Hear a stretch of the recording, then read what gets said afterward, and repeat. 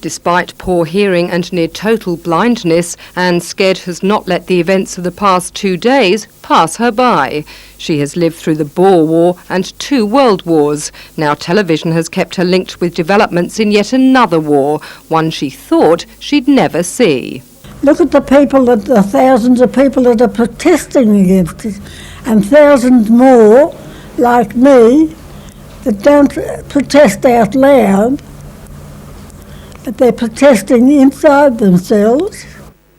She feels sure she will never live to see another conflict, and nor will anyone else. After this war, they'll have more sense. They won't settle their arguments with a war, they'll settle it otherwise. A painter and sculptor from her early days, Anne continued artistic pursuits into her 90s.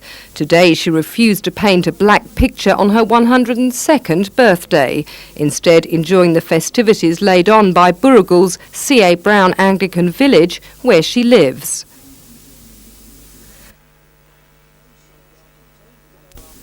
And while her friends were there to help her celebrate, she showed she still enjoys a brush and a blush with a good-looking man.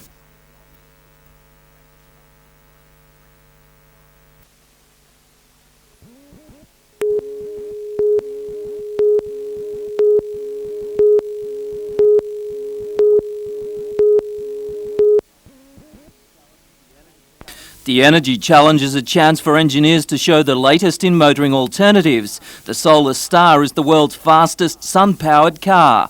2 weeks ago at Richmond Air Base, it broke the world solar speed record, clocked 135 kilometres an hour. She's pretty quick. This seemingly conventional machine is powered by a mixture of petrol and ethanol. While performance is maintained, greenhouse gases are cut down.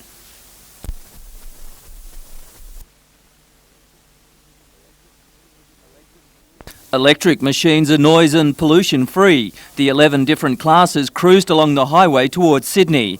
Some of the slower entrants are expected to arrive late tonight.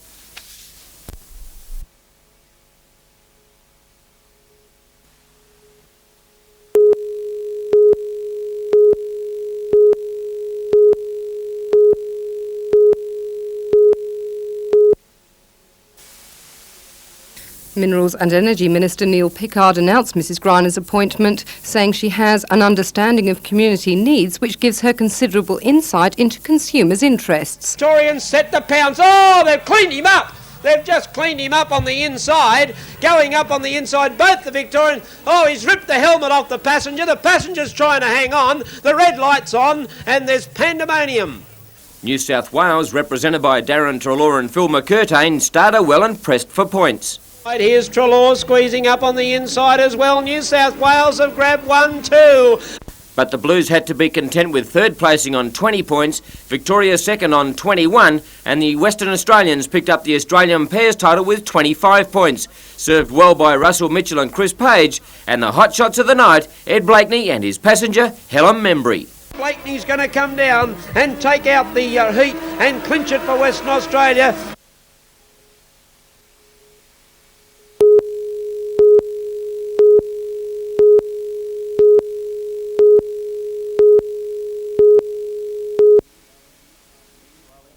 Meanwhile, in Newcastle, a group of only 50 people turned out for a peace rally in Civic Park. While numbers were down on capital city rallies, emotions were equally passionate.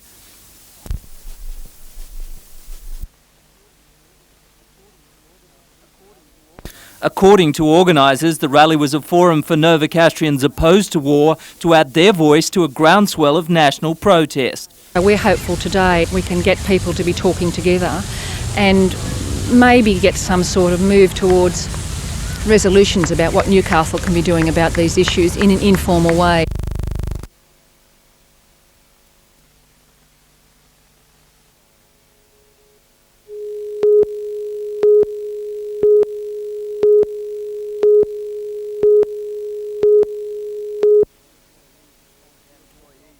Employees at ComSteel walked off the job as a sign of respect for their workmate. Mr Herring was crushed between two cranes in the steelmaking section just before 8 this morning. Police and Department of Industrial Relations officers inspected the accident scene. Further inquiries are expected next week. A ComSteel spokesperson said the company regretted the tragedy. It's understood Mr Herring had worked on the Waratah site for many years. Workers are expected to return to the job at 11 tonight.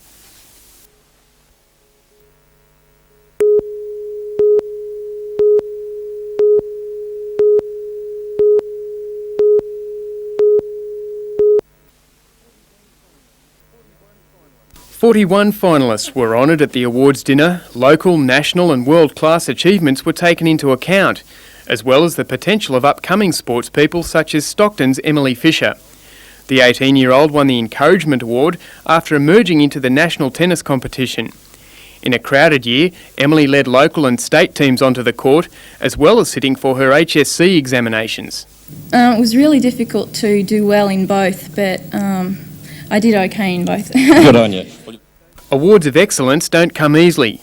In past years, they've gone to surfing legend Mark Richards, but this year, dirt track motorcycle ace Chris Watson was the worthy recipient. He's won 20 national titles and 52 state championships. Sport and Recreation Minister Bob Rowland-Smith announced the sports star's name.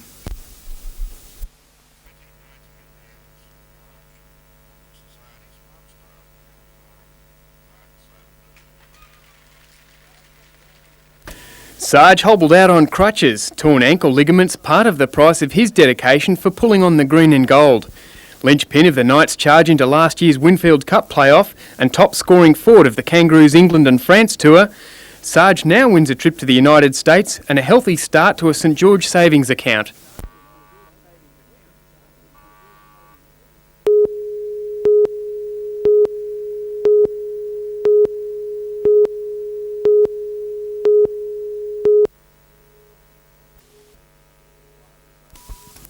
Meanwhile, Israel continues to hold its fire after 2 Iraqi missile attacks in the capital, Tel Aviv. The Bush administration has flown in several Patriot anti-missile batteries and their crews to defend the Jewish state against Scud missiles. Allied planes have shifted into a new phase of the war. From now on, they will concentrate on Saddam's 550,000-strong army on the ground in Iraq and Kuwait. Tens of thousands of US foot soldiers have moved closer to the Saudi-Kuwaiti border in preparation for a ground attack.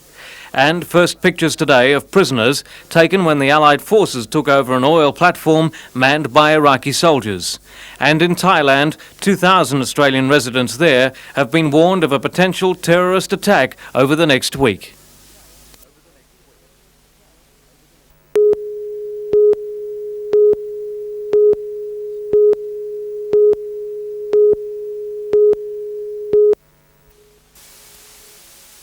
Minerals and Energy Minister Neil Pickard announced Mrs Griner's appointment, saying she has an understanding of community needs which gives her considerable insight into consumers' interests. But according to the United Mine Workers Federation, this is not a qualification. Well, at a time when the state needs the best brains in the country on the ELCOM board, we get appointed to the board, the Premier's wife, on a salary of $24,000 a year. And a question I'd like to ask the Premier on behalf of the 600 members that are going to lose their jobs at the end of this year because of the state government's decision to sell the mines is what the hell does Catherine Griner know about the production of electricity and coal? The union is still smarting over Premier Griner's expression of delight over the proposed sale of ELCOM's 10 mines. Union representatives say this appointment adds insult to injury. This would have to rank as one of the all-time great examples of nepotism. But today Nick Griner refused to comment on his wife's appointment. Opposition leader Bob Carr was more vocal. I've got a great deal of respect for Mrs Griner, but I just don't see this as a defensible appointment. Meanwhile, miners at ELCOM's Liddell State coal mine in the Upper Hunter today lifted a week-long picket, which had successfully stopped the transfer of equipment to another ELCOM colliery. The dispute was aimed at gleaning answers from ELCOM about the sale of the mine. The matter is due to go before the Coal Industry Tribunal on Wednesday.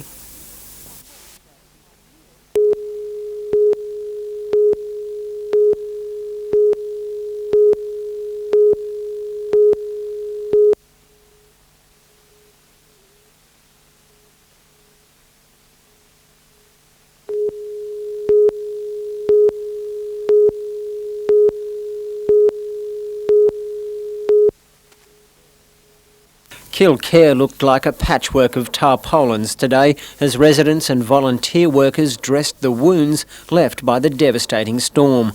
Worst hit was this two-storey house, blown to pieces by winds estimated to have reached 200 kilometres an hour. I see over the top of the garage, the roof blow over the top. Not only did it do that, it blew over the wires, which would be 30 metres high and another 40 metres back, way up another, say, 20 metres further across the road. Some of it would have travelled maybe 100 metres. It was awesome. And they tell me it just wasn't an ordinary sort of roof. No, it wasn't. Actually, the guy redid it recently to make it extra strong. He said it's cyclone-proof now, mate. Nothing will take it off. Well, last night we must have had worse than the cyclone because it ripped it right off. Although burdened with the heartbreaking task of cleaning up the wreckage of what was once an immaculate holiday home, the McKell family is grateful the storm didn't leave them mourning the loss of loved ones. Everyone was at the door trying to get out, and at one time they were all screaming. They could hardly be heard. Sheets of glass are flying, the wind's howling, I'm leaning forward. And the next thing, the lady says to me, "Your son's trapped under the beams." I come inside and there he is under the beam screaming. So the beams must be 10 metres long and about 8 centimetres thick. I ripped them off him and picked him up, but yeah, it was pretty scary. Miraculously, all escaped with minor injuries. At nearby Pretty Beach, this huge spotted gum was snapped in two. Its massive trunk reduced the walls of this garage to rubble and smashed the car that was parked inside. The roof was torn from the Kilcare Surf Club as terrified lifesavers huddled in a nearby shed. It was just frightening. We looked out, we couldn't close the shed to the that we were trapped in. And then when we looked out, the roof next door just disappeared, blew straight off. The roof blew off and hit the top of the car and just sliced it open. What were you thinking as you huddled in the shed? I was thinking about my life, actually. Repair crews from the Sydney County Council worked frantically to restore power to the region, but with so many lines blown down, it's inevitable some will be forced to spend the night in darkness. While the repair bill is certain to run into millions of dollars, the cost in terms of human suffering has been remarkably slight. Only a handful of people were hurt during the storm, and none of the injuries were serious. Bruce Mackenzie, NBN News.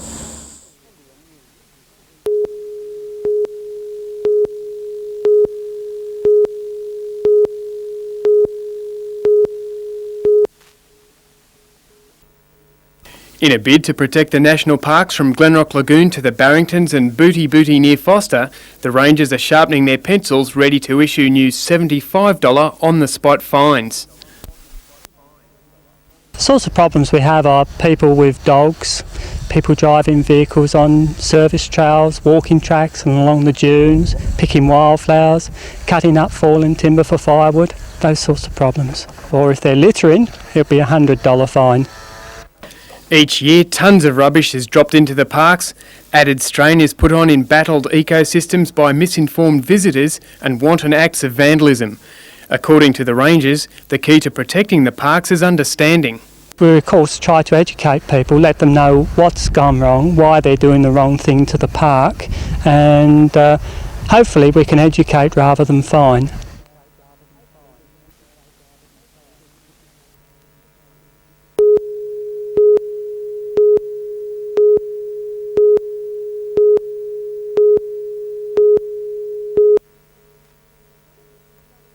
The trouble was discovered in the early hours of this morning. A 20-year-old cast iron pipe gave way, liquefying surrounding soil and washing away the ground under the road.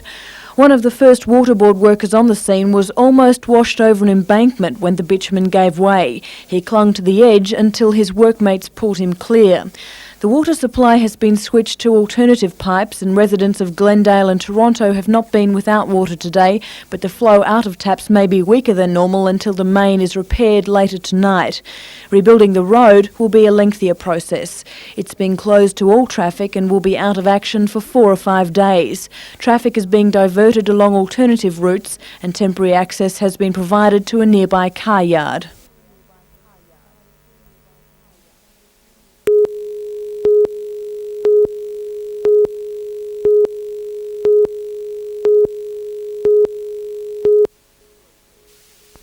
Police threw a cordon around the mobile service station on Macquarie Road, ordering staff and management of the buildings within a 500-metre radius to evacuate their premises. The first inspection of the device, which appeared to have been deliberately placed under an LPG cylinder, suggested it was the real thing. The service station proprietor arrived at 4 a.m. this morning and noticed the object. However, he believed it was part of the equipment left behind by workers who were installing the gas cylinder. It wasn't until they arrived at 9 o'clock in the morning that staff realised they were dealing with a potential explosive. Newcastle Scientific Police, wearing protective clothing, used a portable X-ray machine to look through the casing of the 30-centimetre tall drum. The plate suggested a number of sticks of what appeared to be gelignite and wiring connected to a possible battery. At that stage, the Army was called. Bomb disposal experts took 3 hours to travel from their base at Victoria Barracks to the site. In the meantime, local business operators had no choice but to stand by as thousands of dollars trade was lost.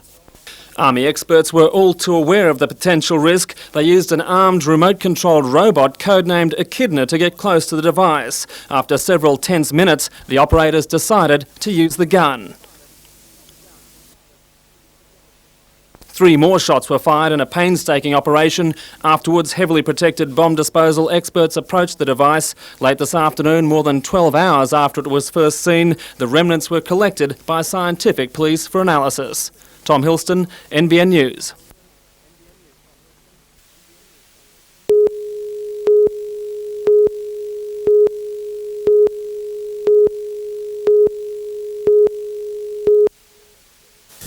.12:87 2TM, broadcasting from country music capital Tamworth. Of course, in the middle of the 19th Australasian Country Music Festival, and indeed Saturday night, the 19th NZI Australasian Country Music Awards, being held here in country music capital.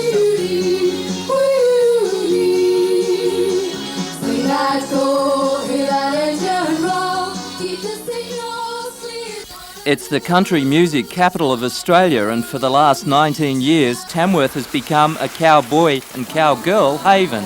It's a mecca for young Australian songwriters, and I don't really think it matters what music, as long as if they're into writing songs about Australia. To me, that's the main criteria, I reckon, for Tamworth. John Williamson is just one of hundreds of performers. Organisers estimate more than 1,000 hours of entertainment. Every vantage point is taken, every street and every pub. The population of Tamworth doubles from 30,000 to 60,000 people over the 10 days of the festival. Hotels, motels and caravan parks are booked out 12 months in advance. Suffice to say, all this guitar picking and knee slapping means big bucks for the city. In dollar terms, it's probably worth in excess of 20 million. But more importantly, it brings people out of the Christmas festive back into another festive period, and it really is. It's a boom period for Tamworth. For the country stars, it's almost pop star status. This year's hot favourite for the Golden Guitar Awards, James Blundell, is given the heartthrob treatment. For others, like Lake Macquarie band Kick a Tin Along, it's simply the thrill of performing.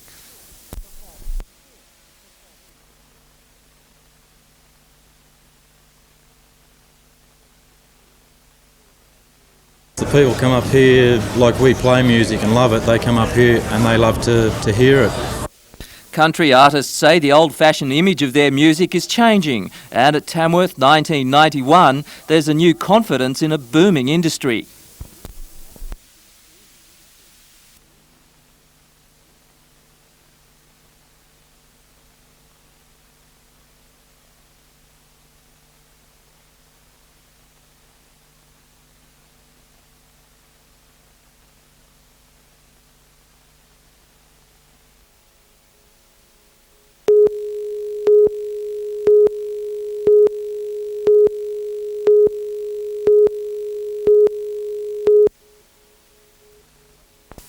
The quake hit the gallery with its full force. The western wall all but collapsed and every other support was cracked. Since then, the gallery has been closed for major reconstruction and repairs. Tonight marks the official reopening with separate exhibitions. Upstairs is a travelling display of Albert Tucker drawings from the Australian National Gallery. Downstairs, 22 years of acquisitions by the Gallery Society are on show. It's taken us longer than we originally thought it would, but I think you can see that the job that's been done is terrific, and of course people who come in now won't think that anything happened to the building at all. It's just totally refurbished in the way it used to be. A new section has also been designated for exhibiting Hunter Valley artists by invitation. The gallery's also been able to circumvent Newcastle City Council's plans to impose an entry fee. The corporate backing of Port Waratah Coal Services means that $30,000 a year will be available to the gallery for at least 2 years to provide free public access and help with important acquisitions. The current exhibition is on show until March the 10th.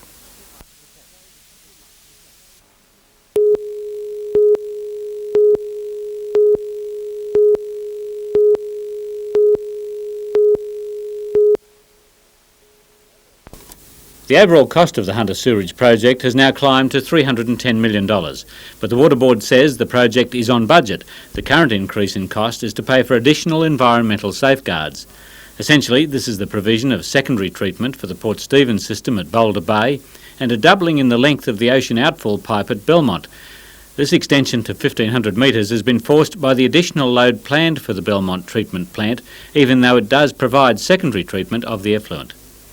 As well, the whole sewerage system is to be fitted with a computerised early warning system, which will help avoid overflows during heavy rain. The doubling of the environmental levy to $69 a year is a reminder that a cleaner environment does cost money. What we've got to appreciate that cleaning up the environment doesn't come cheap, and to the extent that we want a cleaner environment, we have to be prepared to pay. And all our studies so far have shown that people tend to be willing to pay. They're not happy about it, but they're willing to pay, provided they can see results. A cleaner environment as a result of paying an environmental levy, people generally are happier to pay. The additional charge has been slammed by Labor's Shadow Minister for Public Works, John Price, who claims Newcastle has the most expensive water rates in the country, a claim denied by the Water Board. The charge has also rekindled the controversy of the state government's demand for a $10 million dividend from the Water Board this year, a 5-fold increase over previous years. A senior bureaucrat from another department altogether told me that the Water Board had made just one mistake. It didn't hide its golden egg. In this case, a surplus as a result of increased efficiency. And apparently in the public service it is widely known that if anyone has a golden egg, then Treasury will want it. The Board and the Government argue that the dividend is unrelated to the environmental levy. But for the ratepayer, it seems to be the total on the rate notice that matters. The bottom line, of course, is that the Hunter Water Board only gets one bucketful of revenue, if you like, and that's the money paid in by the water users of this region. So if the state government comes along and dips into that bucket of revenue for a dividend of $10 million or so and takes it away to Sydney, and money's still needed for works, then it comes back to the water users to top up that bucket of revenue. Jim Sullivan, NBN News.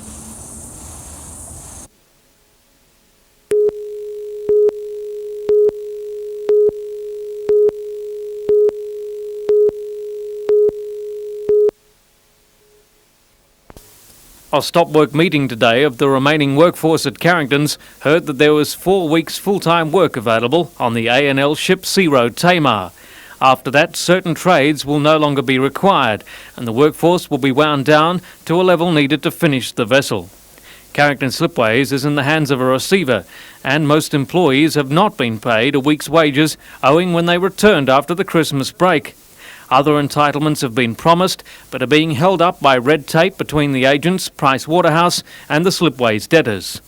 The AMWU has warned that if the yard cannot be sold as a going concern, the loss of skilled people to other jobs would make it harder to reopen 6 to 12 months later. It's floated the idea of a consortium of local businesses taking over the operation, but approaches so far have fallen on deaf ears.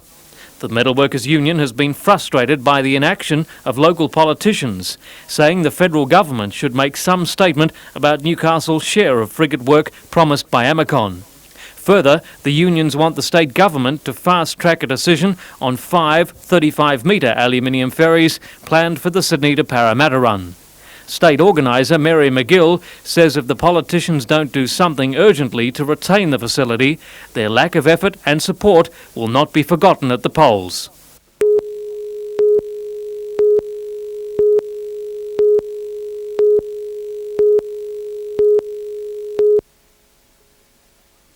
Cahaiba's John Yates took on Sydney's Mick Parslow in the final of the 50 Years singles. Cheered on by his family and friends, Yates looked the better player from the start. He used a superior serve to great advantage in taking the first set 6-1, then held on to win the decider 6-4. Later he partnered Wollongong's Bob Howes to a straight sets win in the doubles. Not so clear-cut was the women's 50 Years event. Former Papua New Guinean Asanaka Gray is now based in Newcastle and so held some sort of home court advantage over Gloucester's Margaret Waite. The standard of play was so high it was clear stamina would play a great part in the result. Waite took the first set 6-3 before conceding the second by the same margin. The rallies just kept on coming in the decider, but Waite broke the Gray serve twice to finally take out a great match of tennis.